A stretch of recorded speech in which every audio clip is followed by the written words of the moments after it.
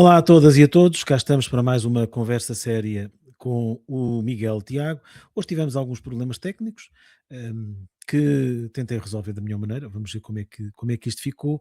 Hoje vamos falar de uma intervenção feita creio que na tomada de posse da nova direção local do PSD por Miguel Morgado, um conhecido comentador nas televisões e também teve um papel no governo de Passos Coelho, creio que como assessor. A ligação dele a Setúbal é porque ele de facto é de Setúbal, para quem não sabe, e vamos analisar, eu e o Miguel Tiago, aqui essa intervenção que ele fez.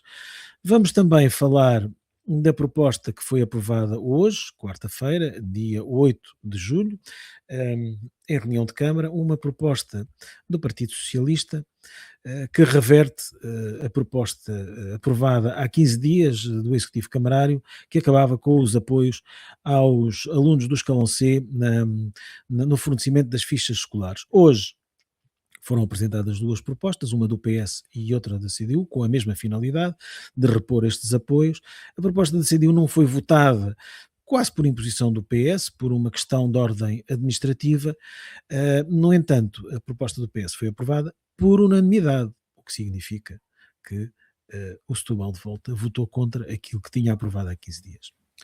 Vamos, entretanto, ver o vídeo em que Miguel Morgado fala sobre Setúbal e sobre como é que Setúbal se desenvolveu ou se devia ter desenvolvido. Vamos ver. O senhor foi sempre visto como, depois das tentativas do Estado Novo de desenvolver a Península, onde houve realmente uma grande aposta de investimento e transformar aqui a região, isso depois com o 25 de Abril, porque como toda a gente sabe, as perturbações que houve aqui, pelas opções políticas foram tomadas, a nossa Península, o nosso distrito afogou-se numa espécie também de pobreza fatalista. E os últimos anos o que é que mostraram? Mostraram exatamente o contrário. Que quem olha para o país de fora, são os nossos preconceitos acerca de nós próprios, vê que este é o canto do país. Este é o melhor canto do país. O melhor de todos. Para quê? Para trabalhar, para investir, para vir passar férias, para viver. Agora, há esta coisa, nós vivemos aqui há 40, 50 anos, alguns mais, devem fazer como eu, com um sorriso, a malta que diz, americanos, franceses, suecos, espanhóis, malta portuguesa com dinheiro, a dizer assim, Setúbal é que é, e comprei uma casa ali, comprei uma casa acolá, e agora faço uma coisa ali. Nós já sabemos isso há muito tempo. Porque também aqui houve este desperdício imenso de acharmos que isto é uma terra de pobreza. Como é que esta terra podia ser uma terra de pobreza? Portugal é mais atrasado economicamente, mais pobre, não pode ter os salários dos alemães, ou dos dinamarqueses, ou dos ingleses. Os ingleses são agora no fundo do poço, os alemães, os dinamarqueses, os holandeses, porque somos um país periférico. E, portanto, fomos amaldiçoados com esta posição geográfica, portanto, fomos colocados no mundo. Reparem bem, 50, 60 anos desta treta. Gajos doutorados, e senhores doutorados também, a impingir-nos esta conversa falsa. Agora tornou-se um lugar como o inverso. Que Portugal goza, no contexto europeu, da América Latina e africana, da melhor situação geográfica de todos os países, de todos. Como é que isso mudou em 20 anos? Porque nós acreditamos numa mentira. Meteram-nos coisas na cabeça. Então, não, os coitadinhos. Os coitadinhos. Nunca poderíamos ter os salários dos alemães ou dos franceses. Diz quem? Que estupidez é essa? Agora, claro, agora, afinal de contas, toda a gente vai chegar à conclusão que a nossa posição geográfica é a melhor de todas. E desses todos, de todas as partes do território português, Setúbal tem a melhor situação geográfica de todas. Nós temos tudo a semelhar, tivemos paralisados politicamente durante 40 anos. Temos agora a oportunidade histórica de partir isto, de desbloquear isto. Mas nos primeiros momentos em que somos abençoados com esta oportunidade, o que é que eu estou a ver? Deixamos de fugir disto. Parece que no sul do país agora o debate vai ficar resumido entre os atrasados do Chega e os atrasados do PS. É isto? Eu acho que não. Eu acho que nós temos uma obrigação para com as pessoas que são os nossos familiares, os nossos amigos, os nossos vizinhos, a nossa terra, de aproveitar esta oportunidade. O que é que te apraz dizer sobre esta intervenção? Boa tarde. Eu acho que esta intervenção é um tratado. É um tratado de como pensam estas pessoas, mas em primeiro lugar acho que na nossa gravação chamada, ou no nosso programa chamado Conversas sobre Coisas Sérias, colocar o Miguel Morgado é muito mau tom, porque é muito Peço difícil. desculpa. O PSD de Setúbal também, juntamente com o epíteto de Coisas Sérias, já é difícil, mas o Miguel Morgado ultrapassa todos os limites, porque se há coisa que, e como o vídeo bem demonstra, é que nós estamos a falar de coisas sérias, não é? Quando falamos de Miguel Morgado, e basta vê-lo às vezes nas televisões, quando somos obrigados a engolir o suposto comentário político, para ver que de seriedade ali sobra muito pouca. Mas o vídeo é um tratado porque demonstra como estas pessoas pensam. Em primeiro lugar, começa com um branqueamento histórico daquilo que foi o papel do fascismo na nossa região, dizendo que o fascismo, ele chama-lhe o Estado Novo, que é o emblema mais bonito que o Estado Novo, que o fascismo dava a si próprio, que o fascismo até tinha tentado desenvolver a península e que as coisas até estavam a correr bem, mas que depois o 25 de Abril deu cabo disto tudo. Ele diz isto, né, no início da sua... Resulta do que ele disse, isso não diz o, assim, mas resulta disso. o que já demonstra o que vem. Portanto, a partir daí podemos esperar qualquer coisa daquela intervenção, não é? Porque isto é um insulto a agentes do passado que sofreram com o fascismo em Portugal e em Setúbal. Setúbal foi dos distritos com mais perseguições políticas, com mais prisões, também com mais greves contra o fascismo. Foi o distrito em que a CDE ganhou a farsa eleitoral de 1969, demonstrando que não havia nenhum carinho pelo regime fascista no distrito de Setúbal. Portanto, o distrito de Setúbal foi muito penalizado pelo fascismo e infelizmente também depois do fascismo. Parece que o PSD e o CDS e o PS, os partidos que se têm revezado no poder, acharam que o poder local é comunista em Setúbal, então vamos penalizar aquela malta. Aquela malta vai ser penalizada. E há uma penalização acentuada das populações de Setúbal por terem escolhido não ser do PS nem do PSD. Ora, vejamos, na falta de investimento público, na falta de concretização dos planos integrados de Setúbal, do plano integrado de Setúbal, ainda da autoria do PS, mas que até isso não foi cumprido, a rejeição sucessiva das propostas dos municípios da Península para as infraestruturas, o desenvolvimento regional. Portanto, há um descurar, o outro dizia que isto era o deserto, e há um voltar de costas do poder para esta região desde há muito tempo. Eu ainda sou do tempo em que Cavaco Silva dizia que os comunistas nas autarquias do distrito afastavam daqui os investidores. Pouco tempo depois anunciou-se a instalação da então Fora Eletrónica, hoje Vistion. E for Volkswagen, que foi a For Volkswagen no município da CDU, que ainda hoje continua a ser da CDU. Exatamente.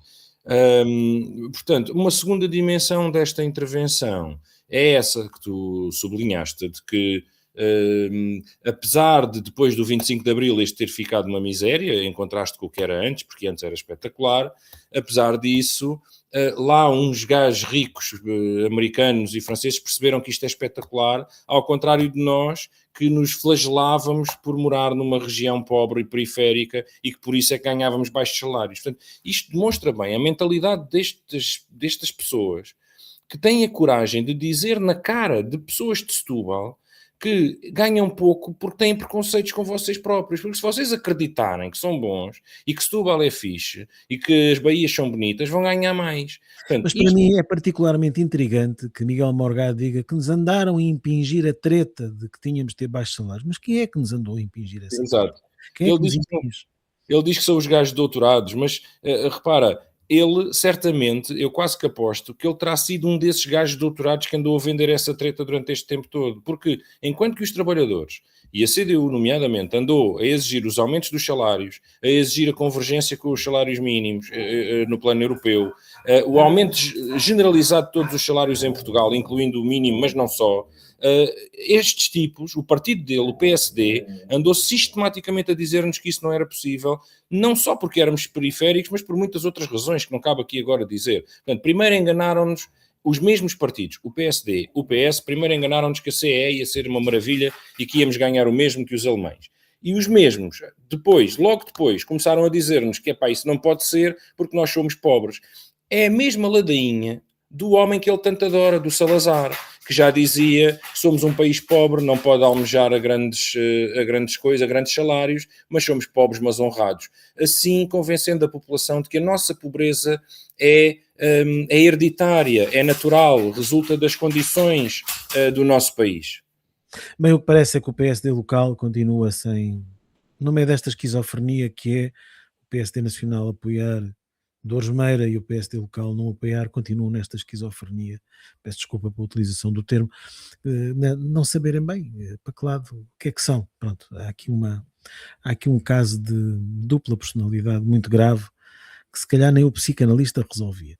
Quero também aqui deixar clarificado que convidei há dias o coordenador da secção, o Paulo Pisco, para, enfim, para vir aqui conversar comigo e para dizer aquilo que entender, e até hoje não obtive resposta, portanto ficou feito o convite, se entretanto quiserem responder ainda, cá estarei disponível para isso.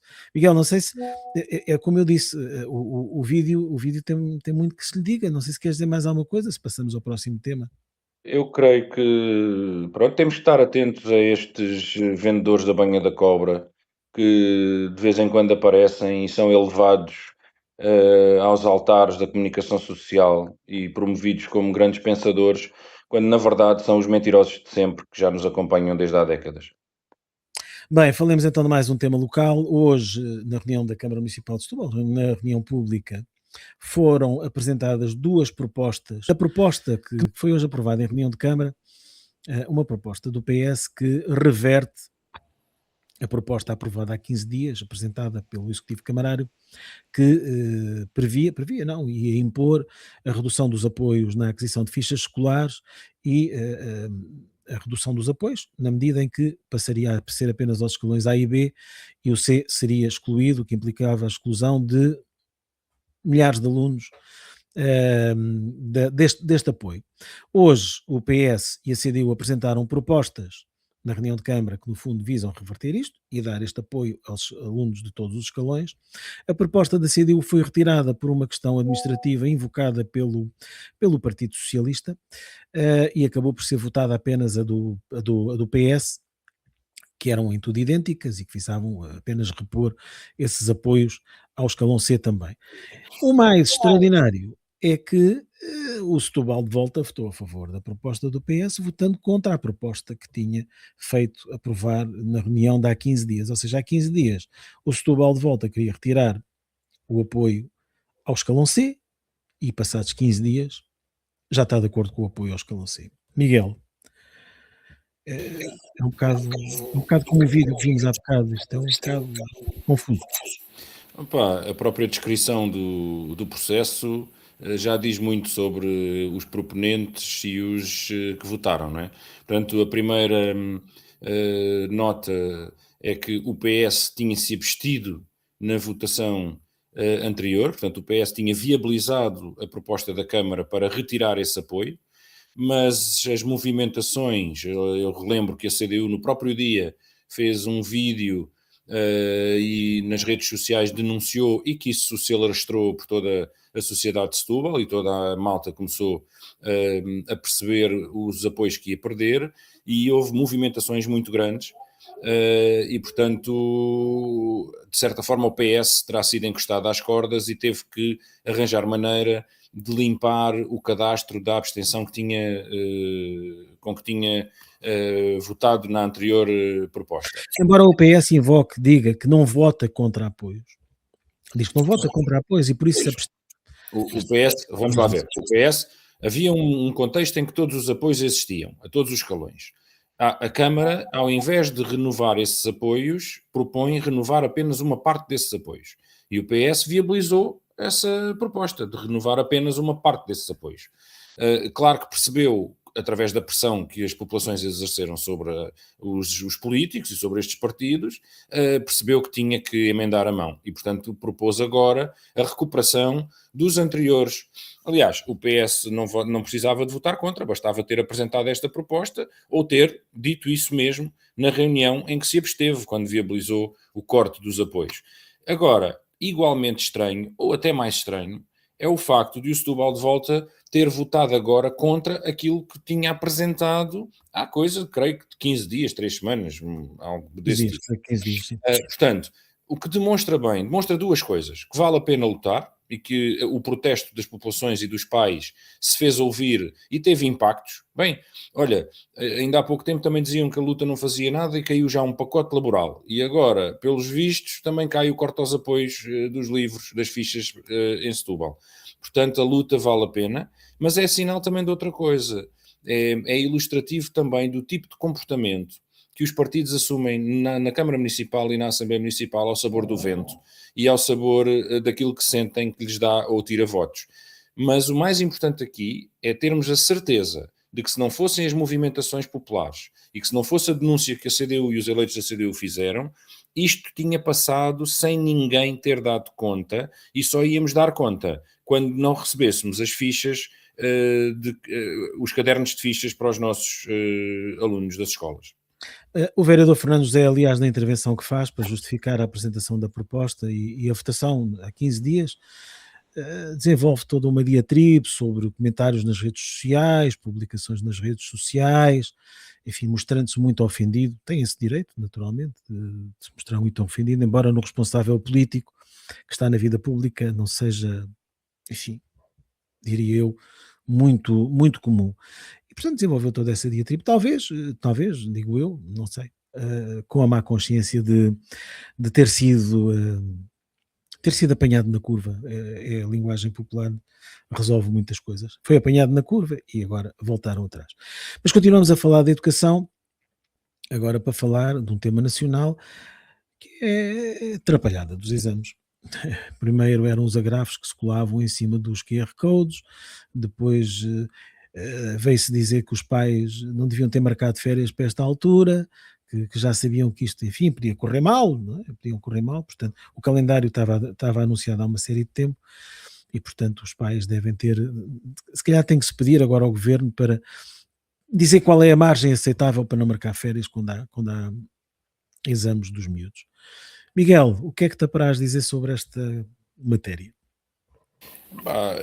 Vamos ver, tudo isto, há duas coisas fundamentais. A primeira é a da injustiça dos exames nacionais e da forma como penalizam os estudantes. A segunda é este processo especificamente deste ano, a forma como foi levado a cabo e como está a penalizar ainda mais. Portanto, o uso do exame nacional como ferramenta de avaliação já é questionável, mas isso geraria todo um novo debate para o qual precisaríamos de mais tempo. Portanto, focando-nos no de 2026, há várias coisas que nós também podemos dizer. Uma é que isto foi feito à pressa para digitalizar, para aceder a recursos, para entregar recursos a empresas privadas. Eu até me custa a crer que o Estado coloque um processo com a densidade e a relevância nacional como os exames nacionais nas mãos de empresas privadas, seja para fazer o código, seja para gerir a máquina, seja para gerir o site, nada disso deveria estar nas mãos de privados. Portanto, tudo isto deveria ser público. Havia gabinetes nos Ministérios da Educação e no Ministério da Ciência e do Ensino Superior mais do que capazes para fazer isso. Se neste momento não há, é porque têm vindo a ser desmantelados, mas tenho ideia que sim, que existem ainda hoje. E, portanto, não havia nenhuma necessidade de colocar isto nas mãos de privados. Em segundo lugar, isto revela uma grande falta de sensibilidade perante o problema que este momento avaliativo representa na vida dos estudantes e das suas famílias. Quer dizer, sugerir que era de esperar que houvesse dilatação de tempo ou atrasos é de uma falta de noção da vida das pessoas que não merece sequer resposta. Terceiro, independentemente do que se vier a apurar sobre as causas. Neste momento, aquilo que é mais importante é assegurar que não há um único estudante mais prejudicado do que aquilo que já foi, ou seja, prejudicado nas notas, porque já estão a ser prejudicados na sua vida, já estão a ser prejudicados no seu calendário, na sua estabilidade emocional. Há quem defenda a anulação destes exames. Eu não tenho elementos técnicos para dizer se essa é ou não é a solução, mas eu digo, mas entre rodapé digo, em jeito de rodapé digo, o simples facto de haver pessoas a achar que este processo merece por si só a anulação, o simples facto de haver quem pense isso deve convocar o governo a pensar isso, porque isso significa que há pessoas que estão a sentir-se prejudicadas por este processo. E isso é o fundamental, é isso que não pode mesmo acontecer. Principalmente nas notas, mas também no próprio desenvolvimento do processo, não é? Porque isto mexe com a vida dos miúdos. Os miúdos passam 3 anos a preparar-se para isto. Das famílias, em geral. Das famílias, claro. No estrangeiro, noutros sítios, em geral. Bem, eu como vou ser avô agora em agosto, vou ver se registro isto na minha memória para quando a criança tiver já os 17 anos para não marcar férias, porque eu vou querer ir de férias com o meu neto. Vamos entrar num período de férias. O Miguel penso que vai de férias, eu também hei de ir. Todos merecemos, não temos exames, portanto podemos marcar datas certas para as nossas férias. Voltaremos a encontrar-nos aqui daqui a algumas semanas, depois anunciarei. Obrigado, Miguel, por mais uma conversa sobre coisas sérias e boas férias. Boas férias. Boas férias também.